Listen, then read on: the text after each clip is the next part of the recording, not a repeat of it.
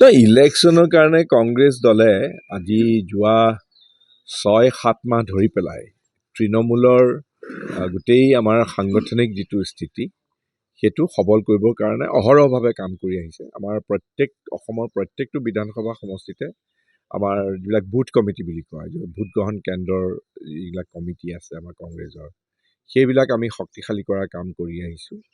তাৰপিছতে আৰু বিভিন্ন ধৰণৰ প্ৰগ্ৰেমছবিলাক আমি লৈছোঁ আৰু আমাৰ যিবিলাক ক'ব লগা আছে সেইবিলাক আমি জনসাধাৰণৰ ওচৰত কঢ়িয়াই লৈ যাবৰ কাৰণে বিভিন্ন ধৰণেৰে জনসাধাৰণৰ ওচৰত চাপিবলৈ চেষ্টা কৰিছোঁ।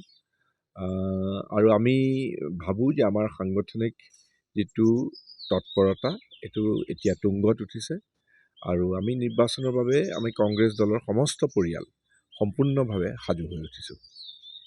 এলায়েন্সটো থাকিব ৰাজ্যৰ লগত।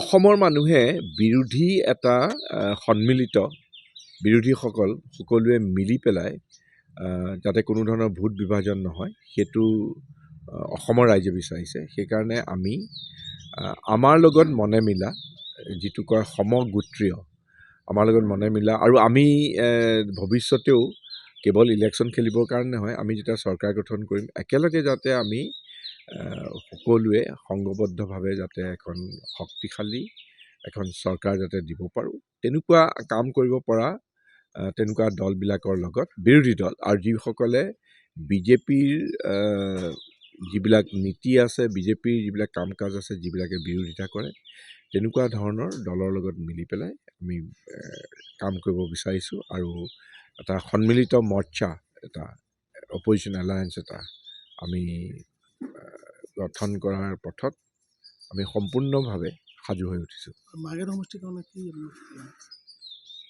মাৰ্ঘেৰিটা সমষ্টিত আমাৰ এটা প্ৰক্ৰিয়া আছে। মাৰ্ঘেৰিটা সমষ্টিত আমাৰ একেবাৰে তৃণমূলৰ বুথ লেভেল কমিটিৰ পৰা আমাৰ মণ্ডল কংগ্ৰেছ আছে পঞ্চায়ত লেভেলত, মণ্ডল কংগ্ৰেছৰ পিছত আমাৰ ব্লক লেভেলত ব্লক কংগ্ৰেছ আছে আৰু তাৰপিছত আমাৰ জিলা কংগ্ৰেছ আছে। গতিকে মাৰ্ঘেৰিটা বুলিয়েই নহয়, গোটেই অসমৰে কংগ্ৰেছ দলৰ আমাৰ একেবাৰে তৃণমূলৰ পৰা আমাৰ কংগ্ৰেছ দলৰ যিকোনো কৰ্মীয়ে কংগ্ৰেছৰ টিকেট বিচাৰিব পৰা সুবিধা আছে।